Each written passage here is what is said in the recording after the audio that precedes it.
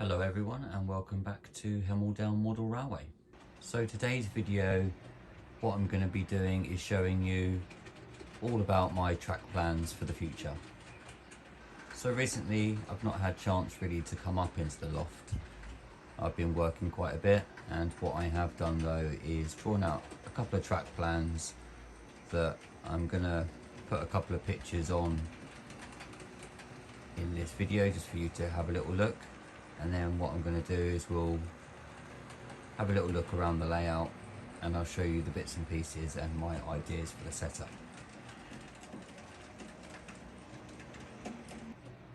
So the first thing that you might notice from the shots in this part of the video is that I've been working on some ideas for my station scene. So what you can see here is I've added in my Metcalfe station, and I recently acquired a load of this polystyrene that you can see that I'm going to be using to make the platforms. So I bought some furniture and they had these rather large lengths of polystyrene that I thought were absolutely perfect for me to be able to use for making the base structure for the platforms. So looking at them, they're about the same sort of height as the Metcalfe ones. So there'll be a perfect fit that I'll just cover them over and then put some walling on them as well. And I will show you later on in the video the sort of size that those will be for the platforms as well. So I have added in my first loop of track. It's not secured down or anything.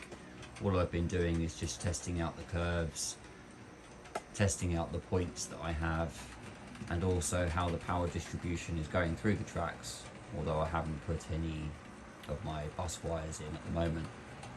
And as you can see, the Q6 is happily running around, pulling a nice little rake, and seems to be getting around no trouble at all. So bringing you down to this angle, this is the kind of length that the platforms will be. Now I've added in this set of points on the bottom right hand corner here, but actually what I'll be having is a 3-track set of loops, so it probably won't necessarily have that set of points in there. I've just put them in there just to kind of gauge the size of the platforms and where the tracks will meet up to the actual main station building itself. Now the wooden construction that you can see at the back there is the measurements for what will become the race section. Now as you can see, there's just behind the station building there is a Metcalfe Viaduct, and that's the twin track one.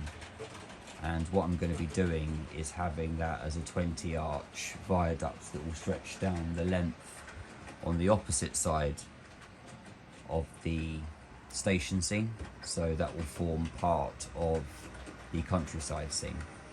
But what I've done is just measured out the rough size of putting a twin track in up the top, and then still leaving myself enough room that I can add a 3rd rail in at a later date. But the first 2 tracks will go up at the top there. So all in all, that will mean that this will be a 3-line bottom and a 3-line at the top. Now I was still thinking of having at least a couple of tracks for the DC trains that I have, and maybe just using the top section as a DCC line. But what I will do is probably wire this all up so that I can interchange between running DC and DCC. Now what you can see with this part of polystyrene that I've put in here, it's all kind of sort of bent and stuff at the moment, but what this will be is that I'm actually going to form some baseboards,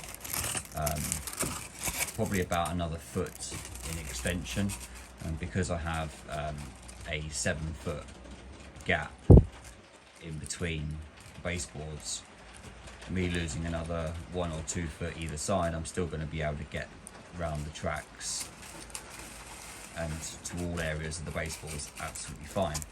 So what I'm going to do in here is probably add another 1 to 2 foot, and this will form part of a good shed and another section of platform. So it'll be a 3-line station platform, and then it will have a small shunting fiddle yard with good sheds and loco storage.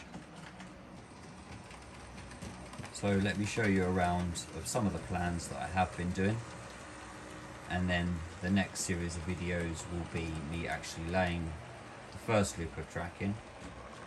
Now the points that I've added in are some of my old Hornby ones, and I'm actually hoping that I can probably change those over to Pico points and also go with Electrofrog points as well. I just think that the reliability of these points have always had quite a bit of issue, especially with them sort of stalling and stuff like that. I think probably some of that was from my old layout where they weren't running or the track wasn't joined up properly.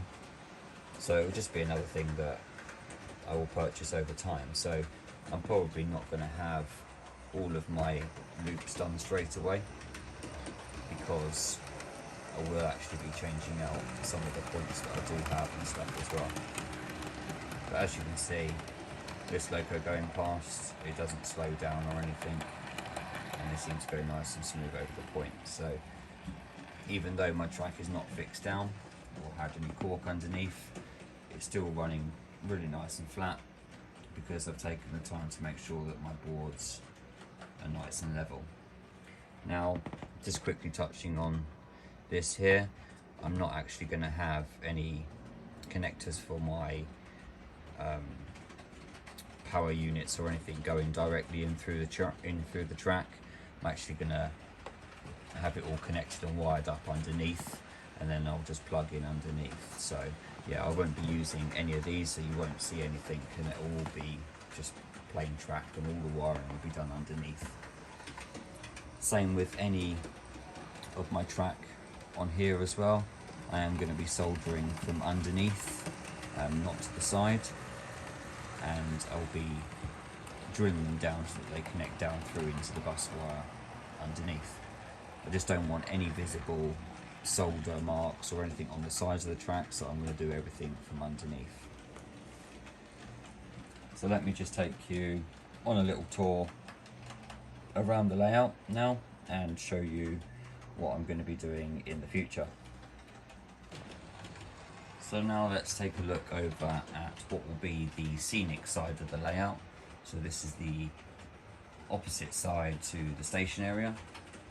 Now what I've done is just added in a rough markings where the tracks will be.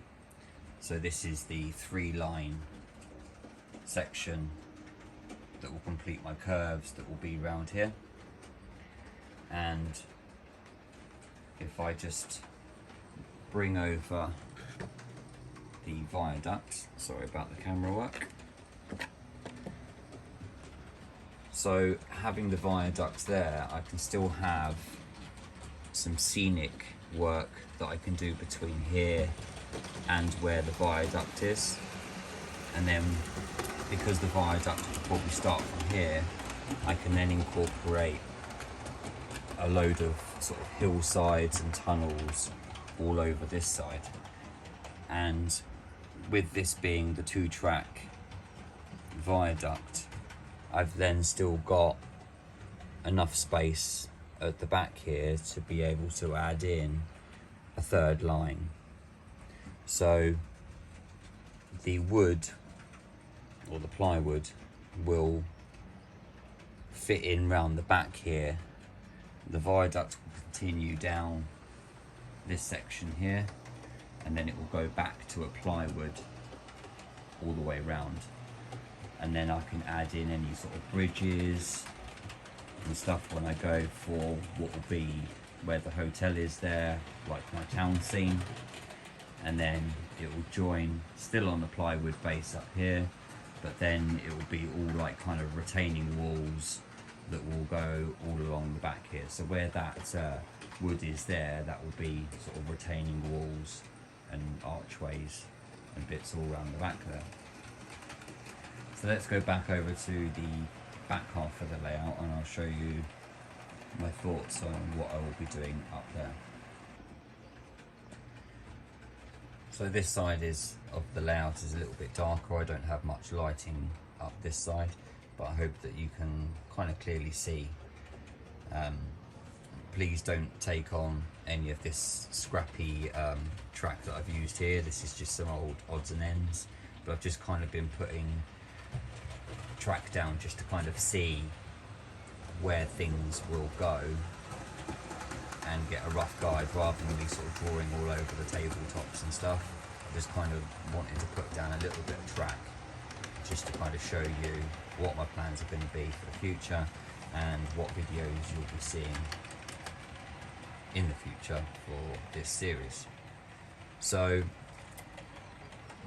this section here is going to be the World War II scene. So this is coming off of where we left off with the viaduct scene. So it will branch round here.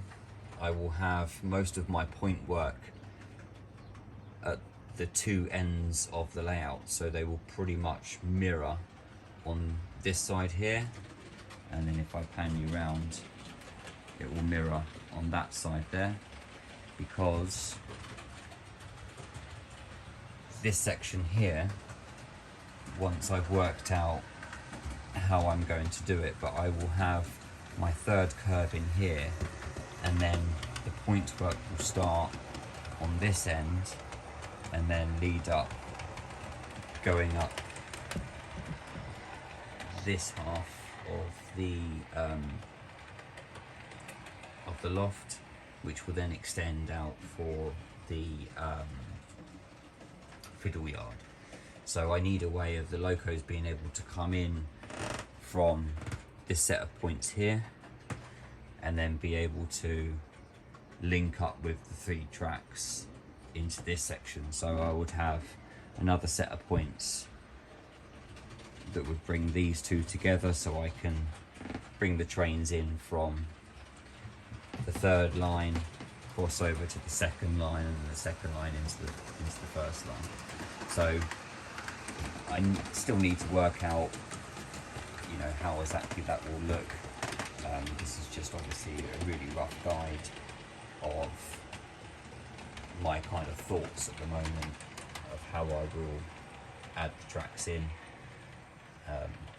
I've done a few sort of sketches of how many points I will need, and that will not include all of the kind of big point work that will go on at the back end of the layout. Now I've chosen to do most of my point work on here because I've got less supports on this end of the board at the moment. I still do have to put in my supports, but what I was thinking was that I would do all my point motor work, pre-drill all the holes, and then fit in all of my track work. Sorry, fit in all of my supports underneath afterwards, then I know exactly where the holes are. And then because I've already pre-built all of these with my supports in, I've got some really good clear running without any of the trains going over any point work. I can just purely use this for a really good stretch of some runnings of the locos. It was quite important for me to have a really good running session. I didn't really want to be adding too much point work into my layout. I wanted to kind of keep it as simple as possible, just so that you get better running of the locos. I tend to find that because I've got quite a few of the older locos, having a lot of point work is going to make it over complicated, and to be honest, I'm not feeling 100% confident when it's coming to wire up points and going into the DCC kind of side of things. I think I'm okay with being able to wire it up for DC, but I think it's getting a little bit more sort of complicated when I'm going to be adding in electro frog points and all that sort of thing. So yeah, I'm going to do a lot of research in that. I'll be watching a lot of your guys' videos on how to do it, and I'm just going to take my time with it.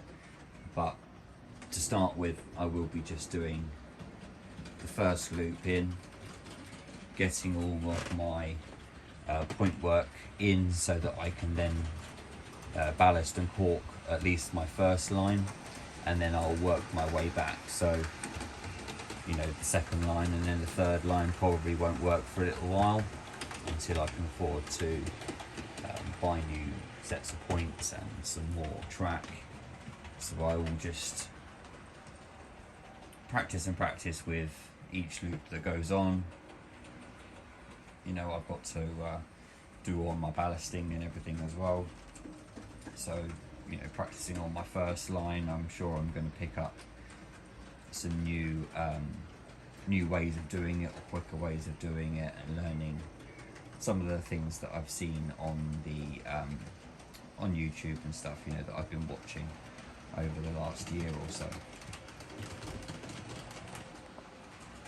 So moving back over to the station section, this is where I've kind of just temporarily put a little idea out there as to what I'm going to do with this section, and this will all change. Obviously, as you can see, it will be 3-line and not the single that it just breaks off into on this section. And with my water tower goods shed that's there, that will then move over to this section here, which I'm going to extend like I've said before, and then this section here will mirror exactly the same as the section over there. If I just play you background, so the point work that will be up there will mirror off and be on this bit, because then that section there will extend and become a fiddle yard as well. Now, with me having a raised section, so I will have a dual height fiddle yard on that as well. I don't want to be doing inclines or anything like that at all, and I think having the option of being able to store locos and rolling stock on two decks basically will serve me quite well, and I can then separate out my DC stuff and DCC stuff. So this section here will all change as well.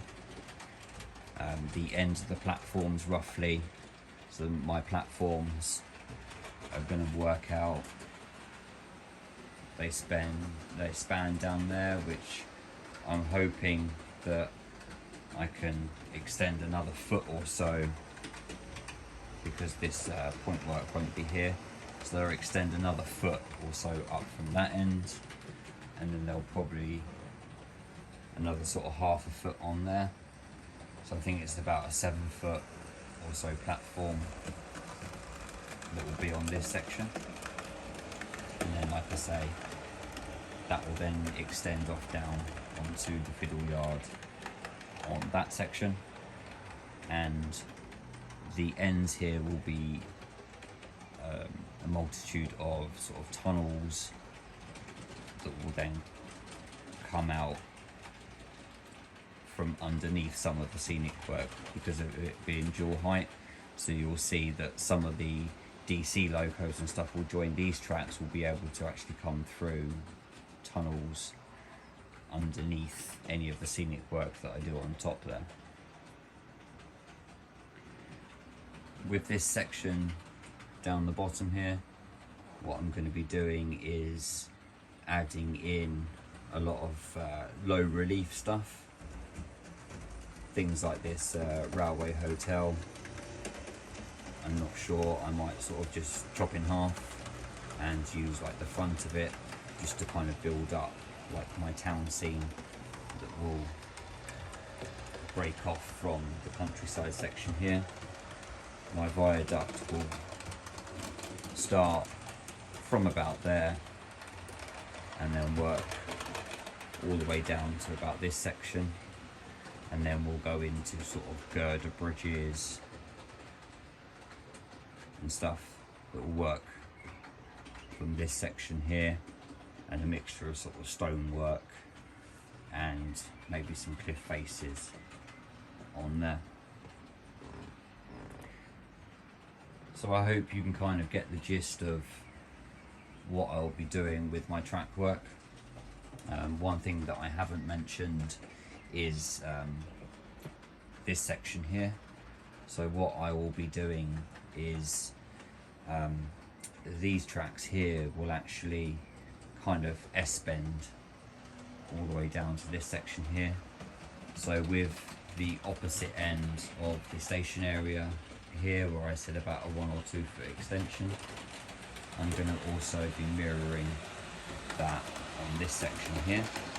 So where this part of the board starts up into where that clip is on the leg there, that's actually going to be about another 8 foot section by 2 foot section that will come out here, and then each of these tracks will snake in sort of opposite ways, so that it can sort of weave in and out in between hillsides, cliffs, and then I want to build a farmyard scene that will be over on this section where that bridge is.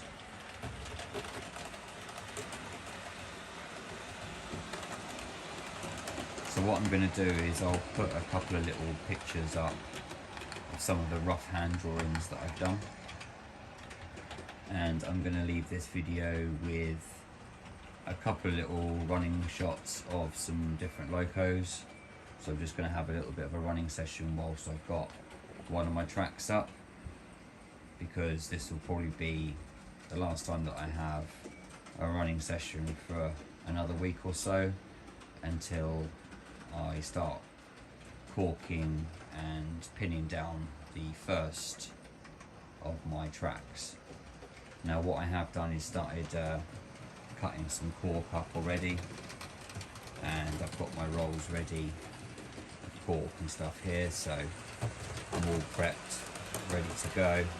I've also got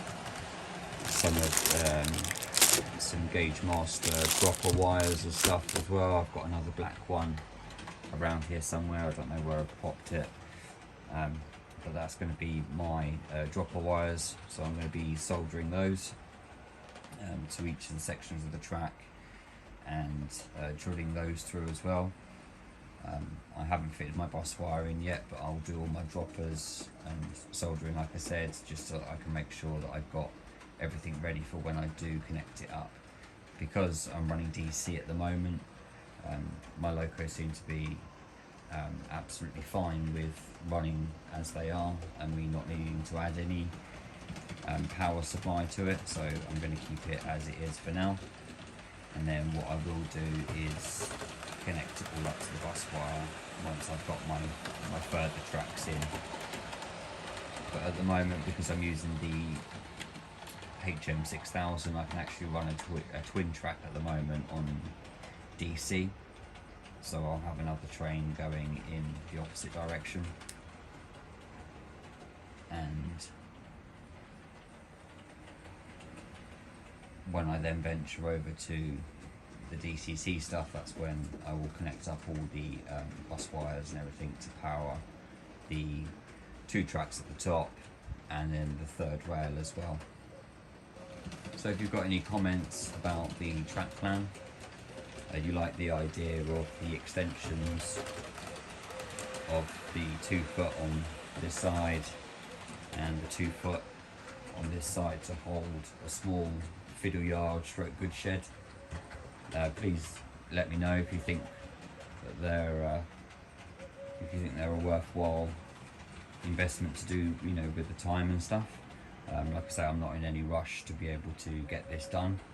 I just want to make it the best that it can be, and I'm thinking that, you know, although I have got such a massive space all up on the top here, I just wanted to give a little bit more variety in the way that the tracks go. I don't want them just to be loops and then nothing else. That's why I've decided that if it's snaking round the countryside and I can give it a bit more room, it will make a lot better interest in some videos and pictures when I upload content later on. So drop me a comment if you like the track plans. Like I said, I'll put a couple of rough pictures up on the screen at the end of what I've done, and some thoughts in my head, just so you can kind of clearly see it a little bit better. And I hope that I've managed to explain it as well as I can in this video for you. If you've got any questions, you know, pop them in the comments as well. Also, at the end of this video, I'm going to start my live stream series where I'll be doing some live loft building Q&A sessions, some running sessions as well, because hopefully in a week's time I should have this track down and secured in, so then I can just at least have one line running, and then I'll do my series of every other Saturday of a live stream up in the loft. It'll just make a nice little bit of interest if there's actually at least one loco running around, and then you can choose maybe a different selection of locos once we're in the live stream. So I'll pop a little video picture up of that, of when the first date will be, and I'll also post it on my community tab nearer the time as well. So thank you for joining me once again on another layout update. I really do hope that you're going to enjoy this new series of me being able to actually get some scenic work and some track work done. It's not all about the baseboards anymore, even though I will be building those couple of side extensions. It's all now down to getting the finer details done. I've also got a couple of exciting things coming up later on in this series that I've not said anything about in this video, but hopefully when you do get to see them come out in videos, you'll be quite pleased with what you've seen and you do like the ideas. Once again, thank you to all my subscribers. My videos have slowed down a little bit just due to work commitments at the moment. I've just been doing some extra hours at work just to help out over the busy period. But now I'll be back to posting my regular updates now that I'm able to get back up into the loft again. And I kind of want to get cracking on getting the first stages of the layout fully up and running. So I hope you enjoy the little running session at the end, and do watch out for some of the pictures of the track plan if you wish to see those again. Thanks for watching, everybody. Stay safe, enjoy the rest of your weekend, and I will speak to you soon. Bye for now.